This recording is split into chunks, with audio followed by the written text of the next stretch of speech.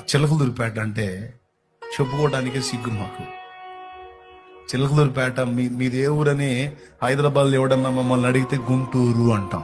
గుంటూరేనా పక్కన అంటే మళ్ళీ అబద్ధం చెప్పలేక సగం నిజం, గుంటూరు పక్కనలే అంటాం. గుంటూరు పక్కన అంటే ఎక్కడంటే నరసరావుపేట పక్కనలే అంటాం.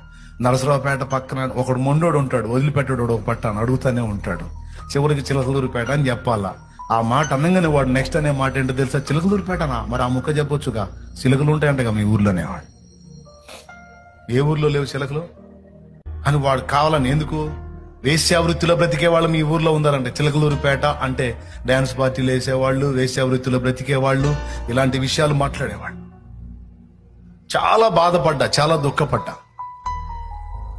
ఒక్కొక్కసారి మోకాళ్ళలోని బోరం ఏడ్చి ప్రార్థించాను. నా జ్ఞాపకం, నా ఊరి పేరు, ఈ అడ్రస్ స్థితిగతులు మారాలి ప్రభువా. ఇది చెడుతనానికి కేర్ ఆఫ్ గా ఉండకూడదు, ఇది ఆత్మల రక్షణకు కేర్ ఆఫ్ గా ఉండాలి ప్రభువా. ఆత్మల రక్షణకు కేర్ ఆఫ్ గా ఉండాలి. ఇక్కడ నుంచి ఎక్కడెక్కడికో పోవటం కాదు, రాష్ట్రాల నలుమూలల నుంచి చిలకలూరిపేటకు రావాలి ప్రభువా, చిలకలూరిపేటకు రావాలి ప్రభువా, చిలకలూరిపేటకు రావాలి.